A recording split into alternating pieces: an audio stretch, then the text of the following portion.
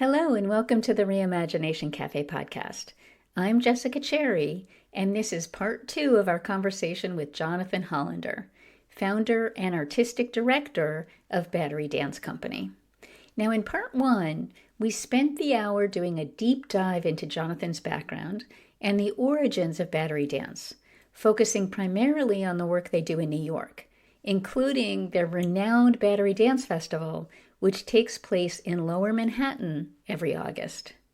Here in part 2, we're going to concentrate on Battery Dance's Dancing to Connect program, where Jonathan and his team travel all over the world, working with young people and providing them with the tools they need to connect with each other through movement and dance. And not only will we be speaking with Jonathan, but also 2 of his colleagues who will really help us understand the remarkable impact these programs have.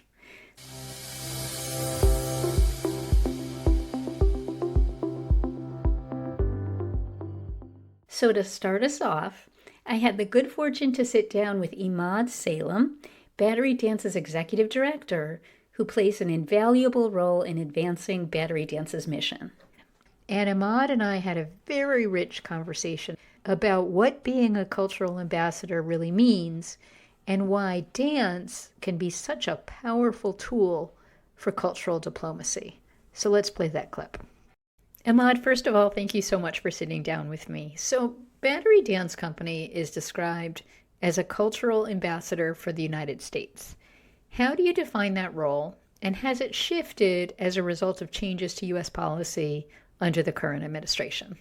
Yeah, I think there's a number of ways that we could think about it. I know nowadays, with the change in Washington, D.C., U.S. policy is different than it was before. But I think we've always seen being a cultural ambassador for the United States as not being representative of the U.S. government, but being representative of America and the United States and the ideals and values that the U.S. holds dear. And so that comes through our programming. It comes through in these workshops that we run, which are based on freedom of expression, freedom of association, equality. And it also comes through in the people who are implementing the programming, in the sense that when we've sent a team abroad conducting cultural diplomacy programs, that team represents the diversity of the United States. We've got an Asian dancer, a Black dancer, a white dancer. I'm Arab American. And so representing the diversity and showcasing that the United States,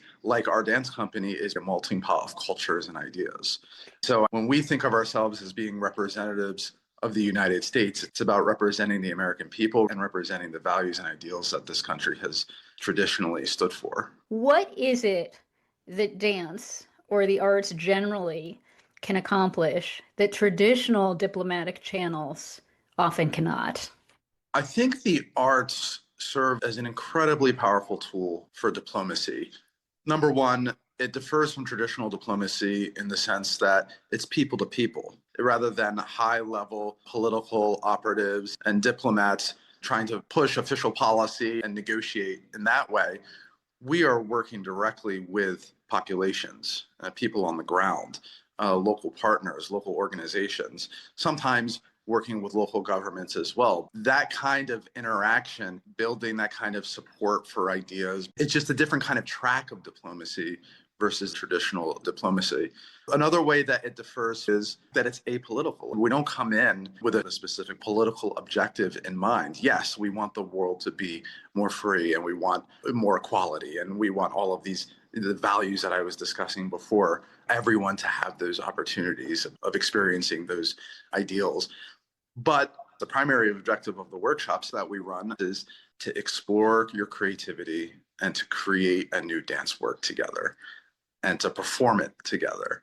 And so by not coming in as political operatives with a specific political objective in mind, we're able to build trust in a way that is very different than traditional diplomacy. We're able to build trust and build love in a safe environment where ideas are freely shared. Is there a positive impact of the work you do, or a link between the cultural diplomacy you engage in and more traditional diplomatic efforts? The way that we link to traditional diplomacy is we create safe space for people from different governments to come together in an environment where formal negotiations are taking place, where they can build relationships. Because at the end of the day, yes, there might be some places around the world where people are against a youth workshop focused on creativity. But for the most part, it's something that people can get behind, regardless of your political affiliation. And so being able to provide that non-political space, a program everyone can get behind, provides an opportunity for relationships also to be built and for trust to be built in the traditional diplomatic space. Emad, I've heard you say that even within the cultural diplomacy space, dance is uniquely strong at being able to break down barriers of distrust and build bridges between people. And part of that is that it's a nonverbal art form. So that eliminates any language barriers, and people instead communicate with each other through physical movement. So what impact does that have in your Dancing to Connect programs, in these workshops you run? Dance, in our programming, it's more let me show you how I feel as opposed to let me tell you how I feel. And so in today's day and age where everyone's talking at each other and no one's really listening, the ability to show someone your feelings, it's incredibly powerful and it breaks through. I really love what you just said. And of course, in today's political climate in the United States, there are no shortage of examples of people talking at each other. Perhaps we would be in a better place if more people in Washington danced with each other. Anyway, Emad, thank you so much. Really, really appreciate your perspective. And we're going to come back and play more of my conversation with Emad a bit later in the episode.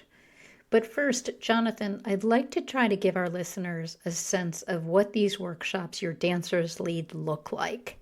And of course, I know they're all different, but can you try to paint an overall picture for us?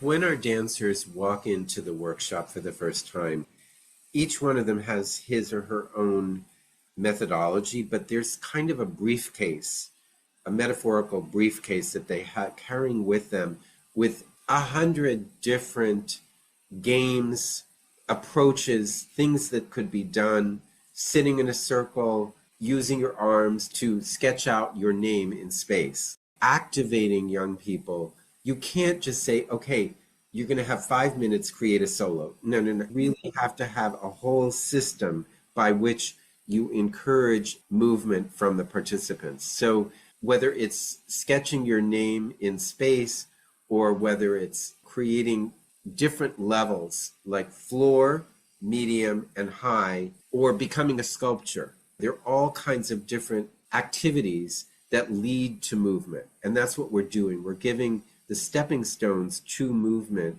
And the other thing is that in dance, what you think of in terms of master classes or dance study is, oh, that leg could be stretched more, or, oh, that foot needs to be pointed, or your head is in the wrong position. We don't do any of that kind of correction. None of it. It has nothing to do with the whole process of creation, where that foot in an awkward position might be absolutely the right thing for that moment. Right.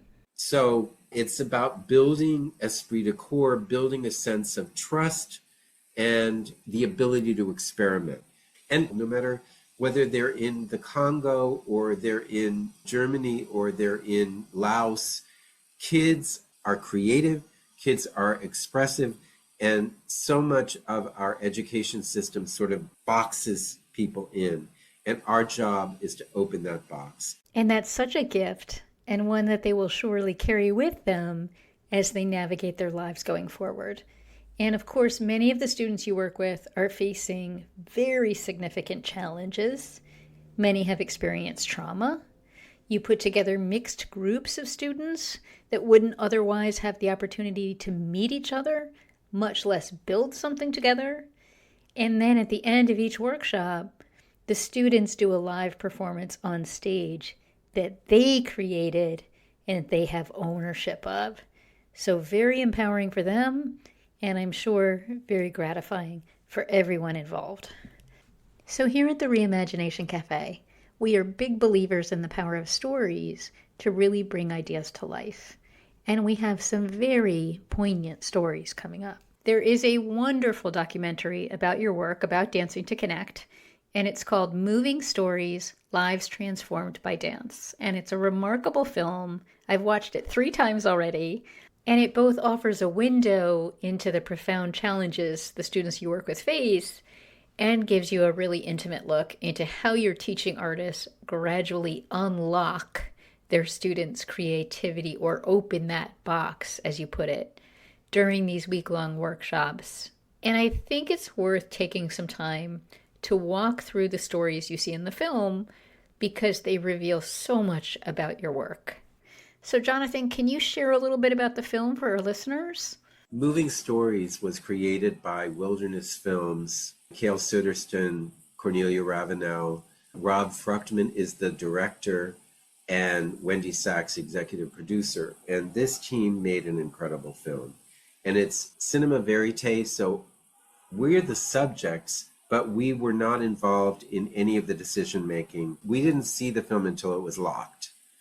And it tells 4 stories that are interwoven.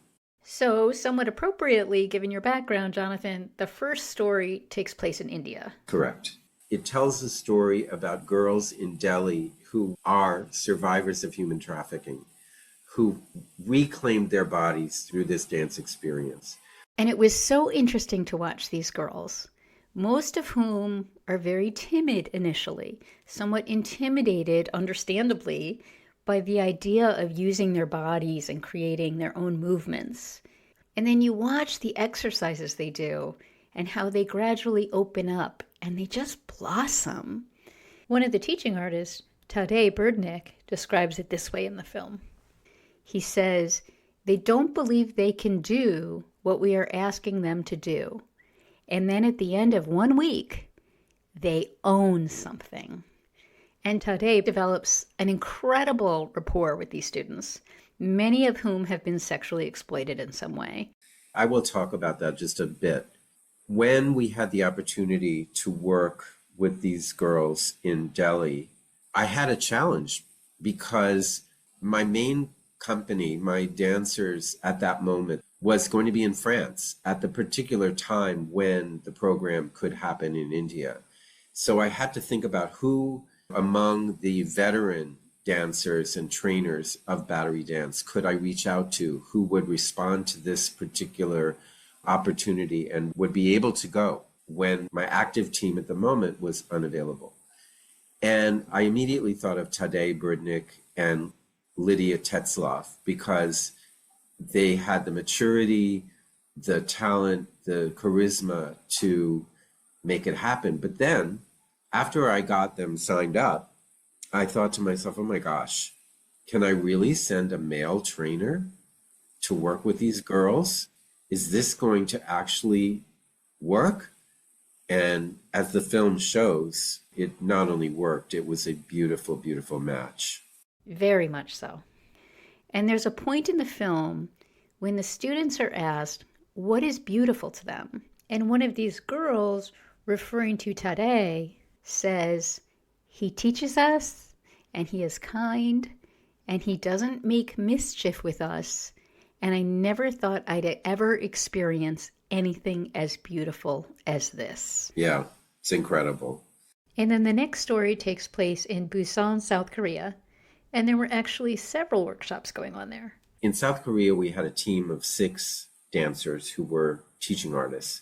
And each one of them was assigned to a different group, and they were entirely different groups. So Sean Scantleberry was working with this particular group that combined the very trendy, stylish, self-confident South Korean kids with the extremely shy, withdrawn, depressed, one could say, North Korean defectors and Chinese defectors. And when you first saw these 2 groups, you just simply couldn't believe that they would ever be able to work together. And of course, in the film, it becomes very clear that these boundaries just were erased and the kids just really learned about each other, got to know each other and trust each other in such a short period of time. It's incredible.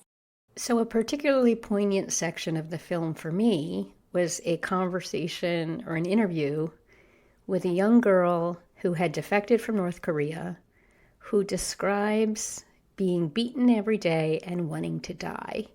And she talks about swallowing 2 zippers from her pants in the hopes that she'd get a reprieve from the beatings and at least be taken to the hospital if her appendix burst. Whew. And then later in the film, she talks about what dance means to her. And she says that dance is her way of expressing her freedom. And then referring to her South Korean counterparts who participated in the workshop with her, she says, I am starting to open my heart to them. Yeah. In the film, we see these scenarios that are kind of unimaginable, that you would have girls who'd been through the most horrific lives up till they were saved by organizations that helped them get off the street and out of the trade and so forth. How could they dance? How could they be free and invent movement and respond to a male teacher? All of these challenges and barriers that sort of seem like they could stop everything and that it wouldn't work.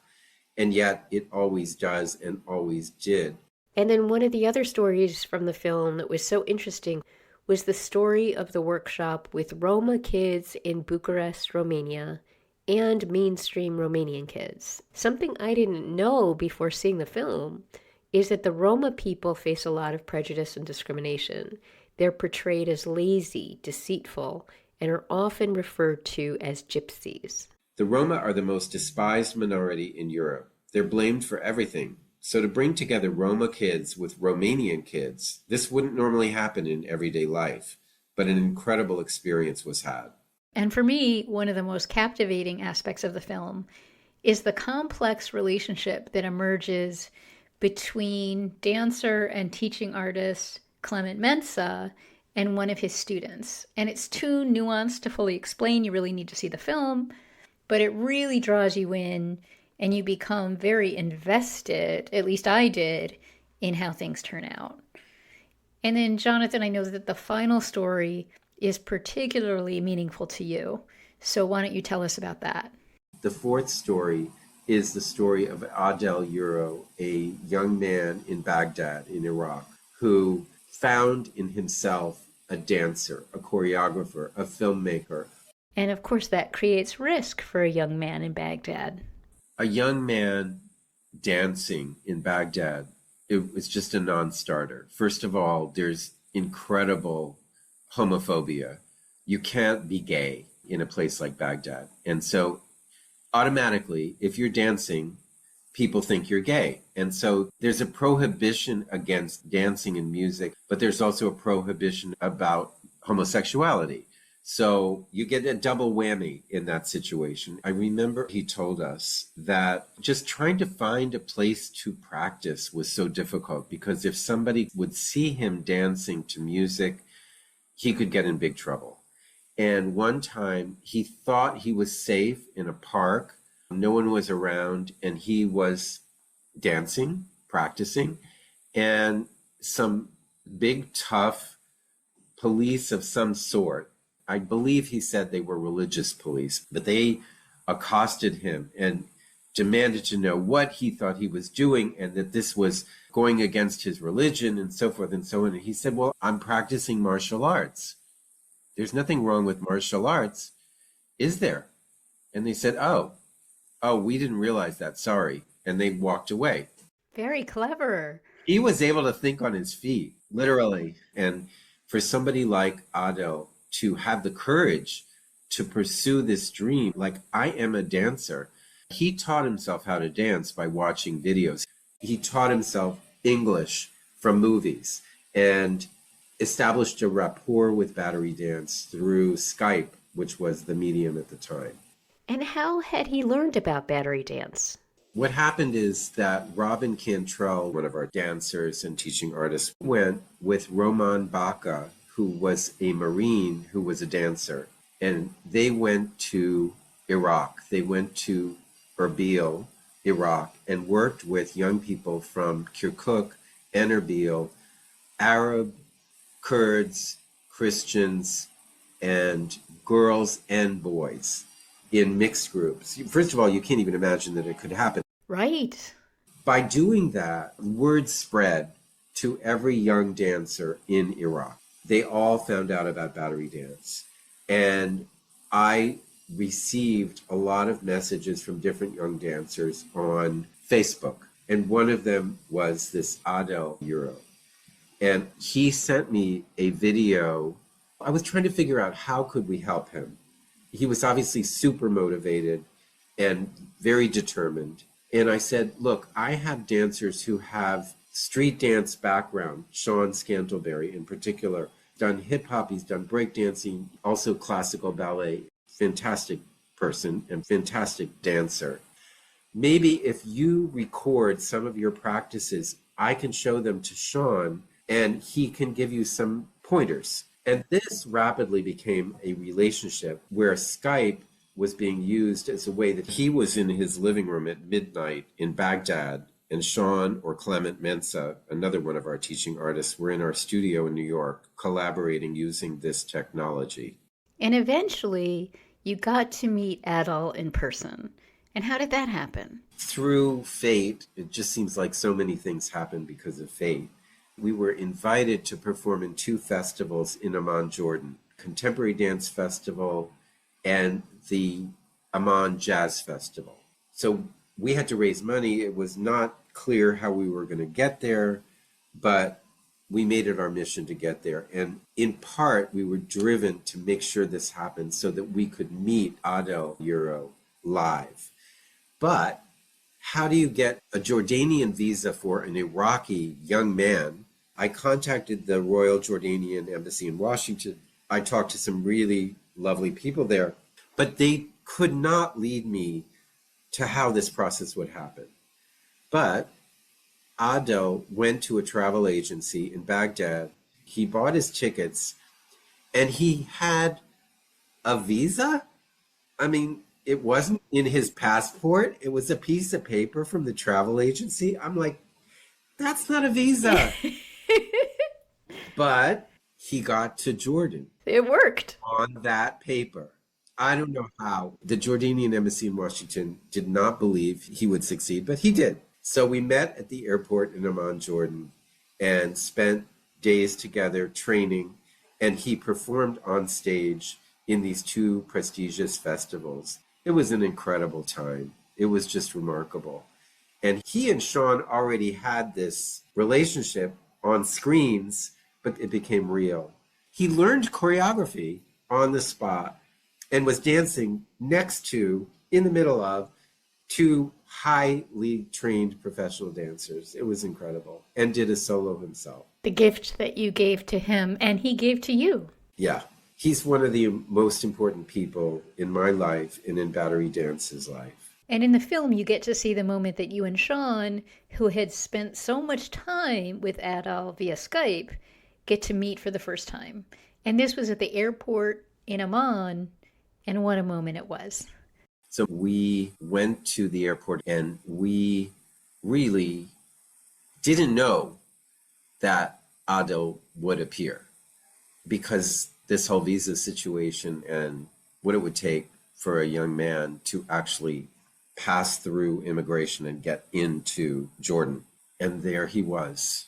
And it was just, our whole bodies were vibrating with excitement, but also emotion, poignancy, what he'd been through. Remembering that one of the sessions that he missed on Skype was because he was on the right side of a wall, and on the other side of that wall, there was an explosion. And here he was, living and breathing and there. And yeah, it was just an opportunity for us to take a deep breath and also just celebrate his presence in life. And how special for you that you have that recording that's in the film, that moment. You see, you're hugging Adel, and I can't even imagine what kind of a moment that must have been for you. And the film captures it so beautifully. So again, moving stories, lives transformed by dance. Great, great documentary. And Jonathan, you were kind enough to introduce me to Robin Cantrell, one of your dancers and teaching artists who is featured in Moving Stories. And she shared some very poignant details about several of her Dancing to Connect workshops, starting with her experience in Busan, which is highlighted in the film, but then also several others. And Robin is just, first of all, she's a wonderful storyteller, and she's also so clearly very passionate about what she does. And here's that conversation. So I have actually watched Moving Stories 3 times and absolutely loved it. And Robin, you play a significant role in the film. We get to watch you run a Dancing to Connect workshop at an orphanage in Busan, South Korea. And as you discuss in the film, this was a particularly challenging group to activate. So I'd love to hear from your perspective, what was that experience like for you? So this group was out of the ordinary because the way this program runs is you really want the participants to volunteer to dance. I don't think you can force anyone to dance. You can certainly support people who have any sort of curiosity, but no training or no background. That we can do. But if someone really doesn't want to move, it's really difficult. And so I'd say 95% of the time, everyone's volunteered. In this particular case, the orphanage was forcing them to take this class. I think because it was an American dance company, it's very prestigious, it looks good for them. And I didn't understand this at the beginning. So I couldn't understand why everyone was so disinterested or disengaged. It was because they didn't want to be there. Also, these boys, when you live in an orphanage in Korea, I also didn't understand this at the time. There are other things that you are also not allowed to do or not expected will happen for you. You probably won't go to college. You aren't supposed to fight in the military. There are a lot of things that they're removed from. So they're already coming in at a level of thinking that they're not going to achieve certain things. So the morale is really low at the beginning. And I honestly don't think it perked up until the final performance, which is also unusual. I think you can pull kids out of whatever malaise they're in, I'd say by the third day. But this one, I'd say it was the performance. And then being on stage with the lights, with the grandiosity of it, that theater was beautiful. And seeing the other performers and seeing us, that really brought something out of them. And then after I said goodbye to them, their interpreter, who was riding on the long bus ride home to the island where they lived, started sending me messages. They were just pouring in. And each of the boys in that group were saying, "Tell Robin, we're sorry we didn't work harder. Tell Robin, we love this program. Tell Robin, we will miss her. Tell Robin, this was the best thing that's ever happened." They couldn't even say it to my face when they were there. It was on the ride home where they realized the scope of it and how much it meant to them. That's so beautiful. What did that mean to you? Oh, I mean, it was so hard to read them the whole time. I think just the situation they're in makes them really closed. And a lot of them came from pretty violent backgrounds, as you see in the film. So they were really closed off. So it was so interesting that they couldn't even open up to me in person as we were there. It was just after the fact. But it was so powerful. Of course, I was crying and it meant so much to me. And actually, years later, the social worker who had been working with them sent me a photo of several of the boys that he'd come back into contact with, and they wanted me to know that they had gone to college. He sent me a picture. Oh my gosh. Thinking that I would be proud of them, which is so sweet. Years and years later, maybe 7 years later, that they were still thinking about it. It was so cool. So if you ever wondered what kind of an impact you had, that must have really drilled that home for you. Yeah, absolutely. So when you arrive somewhere to do a workshop, do you get the sense that there are any preconceived notions, any expectations about the work that you're going to do? And if so, how does it differ from the reality of what you're trying to accomplish? I think there's an idea that we're going in and we're forcing something onto people. As Americans, we're entering this space and we're telling them what to do. I'm the professional, I'm the dance teacher, listen to me. And it's really not that at all. I think at the very core of what this project is that we are just creating this very safe and very open space for the participants to share whatever is on their mind. And of course, they won't do it immediately. It takes a few days to get someone to open up to you and to develop that trust. But by making a space where you're saying, anything goes, there isn't a wrong answer as long as you try something. I appreciate anything you're offering me. We're not making fun of anybody. Everything is accepted. And we're doing it in this physical way. And anybody's physicality is also totally accepted. I'll help and make sure you don't injure yourself. And I'll give you a larger vocabulary to work with. But what you're offering up, I'm here to listen to, and I'm going to help you present it in the best way possible.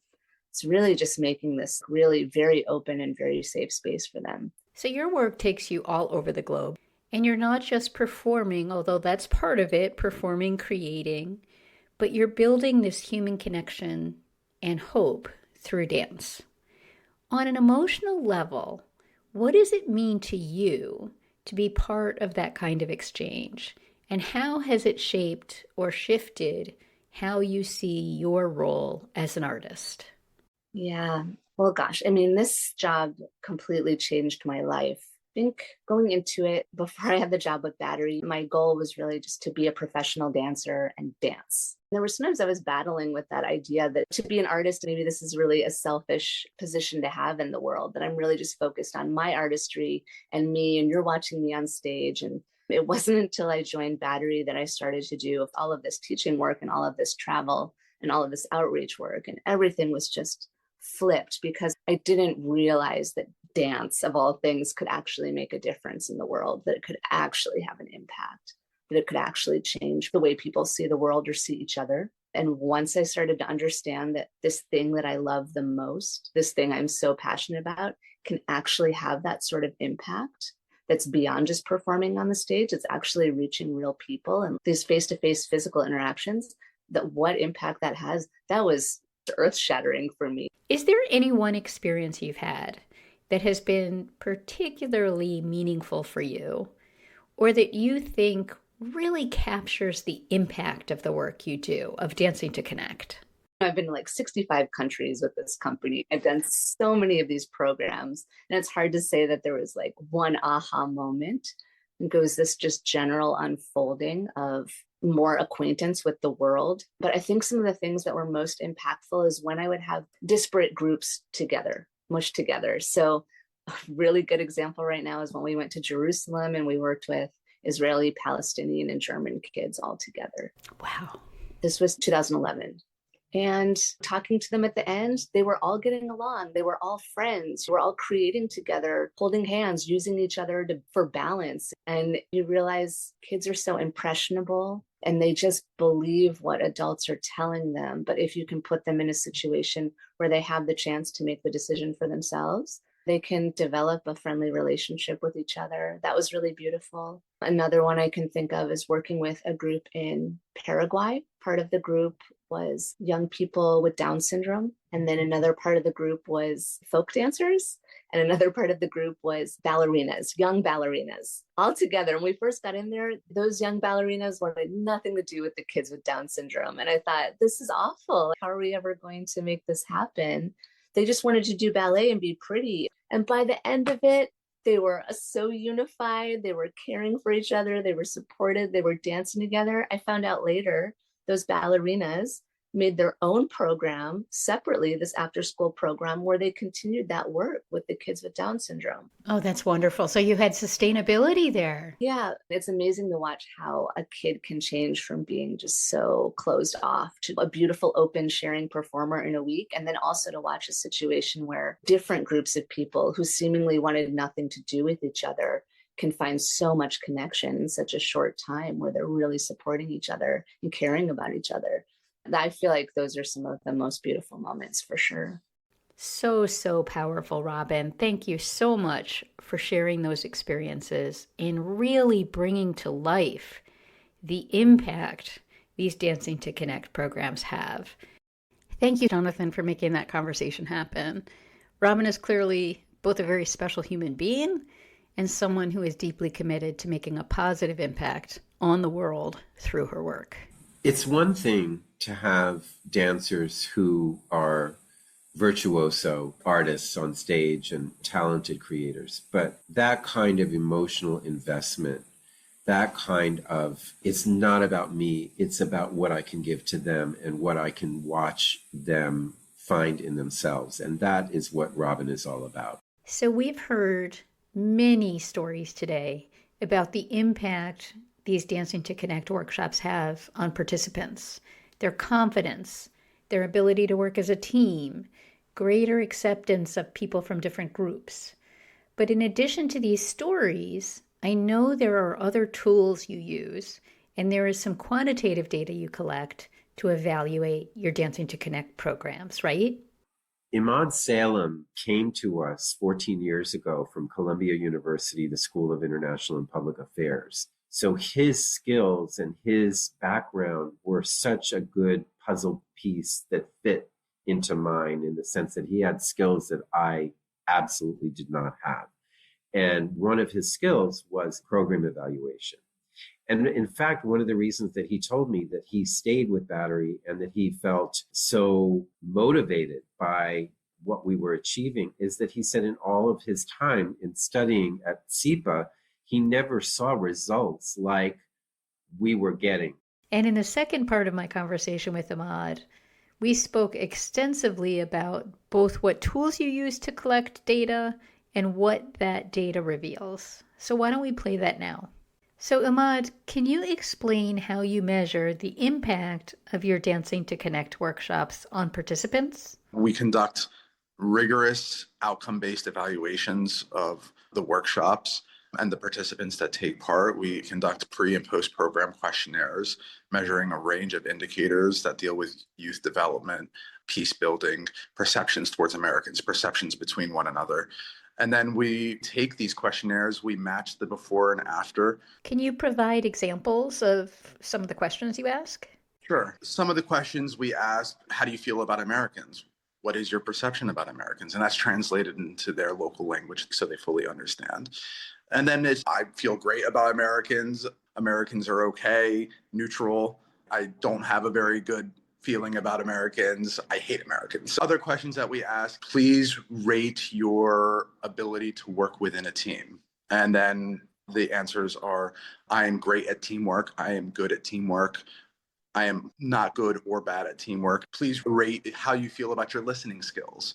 And it's the same kind of answers that are provided. We ask them to rate their confidence on a scale of 0 to 10, with 0 meaning no confidence and 10 meaning very high confidence. And we allow them through a scale to indicate to the decimal level. Okay, I think 4.5 on the scale of 0 to 10. And now, of course, everyone is going to have a different understanding of what 4.5 is, but we're measuring the difference between an individual's response before and after. And what do you find? We see very, very different responses from before to after. And we do statistical analysis measuring the difference in means between the responses from before and after. And we find that time and time again, the workshops demonstrate statistically significant changes in listening skills and teamwork skills and leadership, participants' perceptions of their leadership, the perceptions towards Americans improving from before the program to after the program, perceptions between refugees and non-refugees improving, and a range of even English language skills. Even though the workshops are mostly nonverbal, we are still providing instruction in English that is usually then translated to the participants so that they can conduct the activities that we want them to conduct. Even the participants' perception of their English language skills is improved from before and after in the workshops. And a lot of language, as we know, is about confidence, right? If you feel confident in your speaking abilities, you're going to do better in language than someone who lacks confidence. And so our workshops also show a statistically significant increase and improvement in confidence and a participant's ability to be a change actor for a better future. And so just to clarify, in all of these areas that you're talking about, you have statistically significant results across the board. Is that correct? All of these areas, statistically significant changes, and not just in one country, but across the countries that we work in as well. And we also allow them space at the end of the questionnaires, both before and after, to also write anything else that they want us to know. And what we're finding is that participants are very honest in their responses, very honest. There was one program that we did in Southeast Asia with Burmese refugees, where they indicated in their responses in the pre-questionnaires, please don't hit us if we do something wrong. And it wasn't just one participant, but it was many participants. And so I think we were working with the UNHCR at the time, And we alerted them to that. And sure enough, there was abuse that was happening among the participants and their host families in that country that we were working in. So then they took action to address that. Wow. And then we supplement these evaluations, these questionnaires, with in-depth interviews with participants after the program. And we interview them on camera. And we ask them 3 simple questions. What's your name and age? How do you feel after performing? And what did you learn from the program? And we ask these 3 simple questions. And the responses from the participants in these video interviews, it goes beyond the results of the questionnaire. We're talking about participants expressing their sense of freedom, that they can actually pursue their dreams. Their responses don't just support the results of the questionnaires, they add to it and they show the depth of impact that the program is able to achieve. So great results, but all of that is short term. So how do you evaluate the longer term impact? The way that we conduct long-term evaluations is really through working with our local partners and finding out the impact from our local partners that our participants have had. We've heard from our teacher trainees in some countries and our local partners in other countries that teachers that we've trained have gone on to lead workshops with hundreds of participants. In Greece, for example, we trained 5 dancers who then trained another 5 dancers who then trained another 5 dancers. And these 15 local Dancing to Connect instructors then travel around all of Greece throughout the year conducting the Dancing to Connect workshops. And that's something that has happened across the world where we've trained local instructors, that we've left the seeds of sustainability behind where the workshops can continue. So important, especially now. And among participants, we know that there's long-term impact. One example is in Germany, one of the recent tours to Germany that we did, we've had participants from 2006, 2007, they came out and had dinner with our teachers. They came out as a group. They still have their friendships, and they came out and they wanted to support the new Dancing to Connect class. So we're seeing this intergenerational support from participants, and they're speaking about the impact. That's really incredible. And the fact that these participants are still showing up 20 years later, wanting to stay involved, well, that's just such a testament to the impact these programs have. And it's a pattern we keep seeing. Thank you, Emad, for showing just how rigorously you evaluate your Dancing to Connect programs. Really important information for people to hear and understand. So, Jonathan, really incredible, all of the data you've been able to collect, which makes the impact you've had so clear. And we owe that all to Emad, because artists don't think about evaluation. We basically say you can't evaluate the arts, but there are things you can evaluate, and he showed us how. Now, one of the things I think it's important to emphasize is that the work you do internationally is only possible because of the partnerships you've been able to form, both here in the US and around the world. Can you talk a little bit about that? When we want to go to a place because we see a need, we see an opportunity that we could help young people in devastating situations, and I'm thinking of the DRC, I'm thinking of Laos, I'm thinking of many places where people have just gone through a lot of trauma. We also have had counterparts in U.S. embassies, State Department employees who have understood what we have to offer and have realized, oh my gosh, for the next 6 months, I am going to be working overtime in order to make this project happen, because we can't do this on our own. We don't have money to go to India and South Korea for months to find the participants, to find the spaces, to imagine how this can all come together, to get the theater. So this has very much been a public-private partnership. And I know that you work with local organizations, foundations, NGOs that recognize the value of the work you do.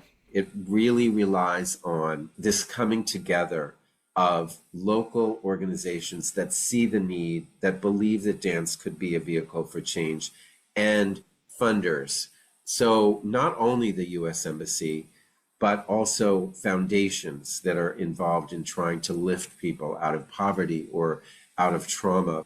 We have to have a constellation of individuals and organizations and institutions that join with us and believe that we can make a difference. And with the current administration's America First agenda, and the funding cuts for these types of programs. Where do things stand today? It's all ended. Right now, there is no support whatsoever for any educational or cultural programs at any U.S. embassy around the world. They've all been terminated.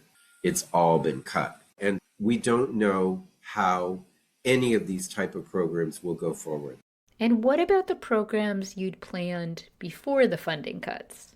You were going to go to China, right? Yeah, we were supposed to go to China. We were going to work in a place called Enshi City, a small city outside of Wuhan. We had the staff over there, our partners at the U.S. Consulate General in Wuhan. We all worked together for more than a year to put this together and to find the exact time when the Chinese government and the American government would not be fighting with each other and would allow such a program to happen.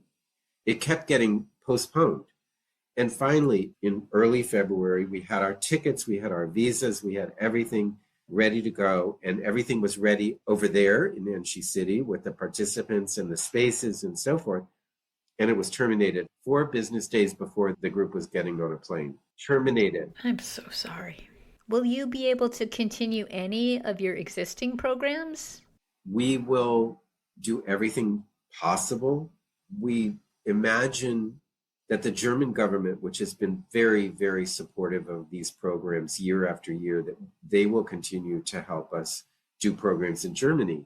But where else can we go? Because it means something to us to be able to spread this language and this opportunity to different places. But whether or not there will be some return of funding, we'll just have to see how this plays out. What gives you hope about the future of Dancing to Connect and other cross-cultural programs in the current environment? It's the people, it's my dancers, it's my staff, it's anybody who comes to work here, because it can't possibly be about the money, because there is never enough to pay people what they're worth. So it has to be about the drive and the values of each and every person. And when I see that and feel that from them, it just inspires me to work harder. We just had our gala and we had donations pouring in from all different kinds of people to whatever extent they could, people stepping up. And I think that this is the thing. I believe in America. I believe in Americans. And I've spoken about this around the world, that volunteerism here in America is unique. I don't know that there's any other country around the world that has the kind of give back mentality that Americans have. And so I look to private philanthropy, I look to foundations, and I'm hoping that corporations will come back as sponsors of the arts and culture in a way that they really have not been doing in recent years. You mentioned earlier that when your father worked at the U.S. Department of Justice, if an administration came in that was not supportive of the work that he was trying to do, he would just sort of shelve the case and wait for the pendulum to swing back in the other direction. And I don't know if it was more pragmatism or optimism, but did you inherit any of that from your father?